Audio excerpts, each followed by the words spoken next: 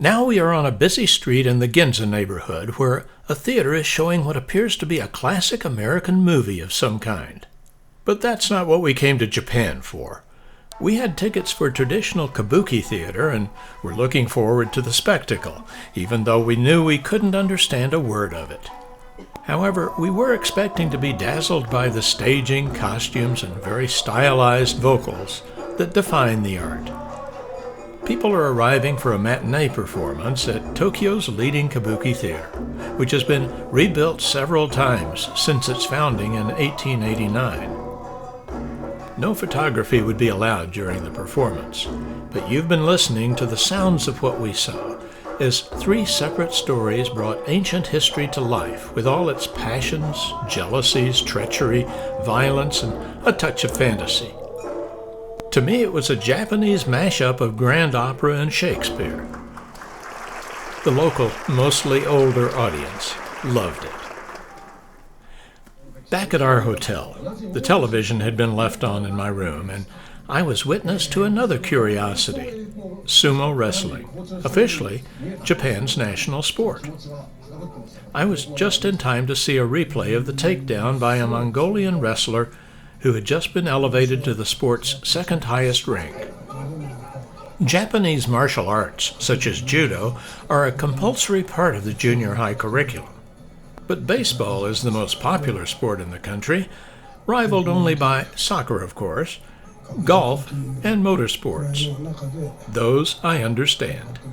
Now watch as the champion throws his opponent out of the ring, thus winning the decisive match.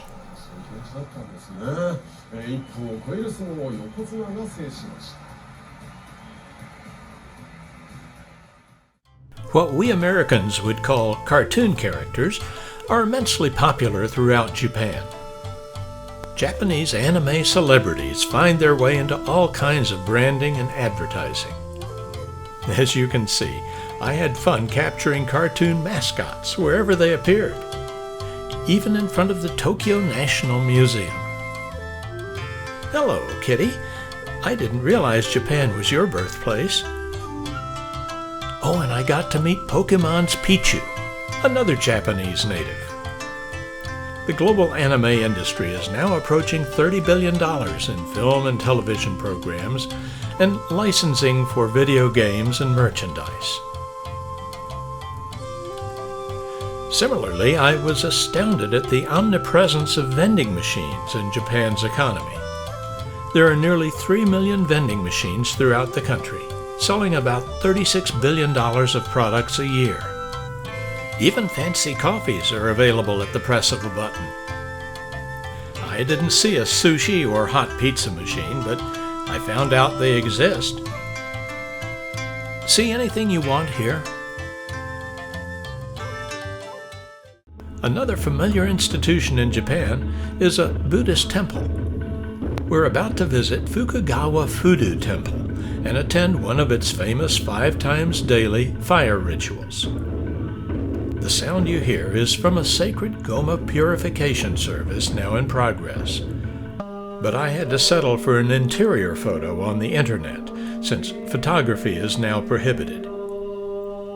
We watched in fascination as a priest, surrounded by chanting monks and pounding drums, burned cedar sticks to purify guests like us and our belongings. Devout worshippers around us joined in the chanting with hands reverently folded. The experience left me feeling purified.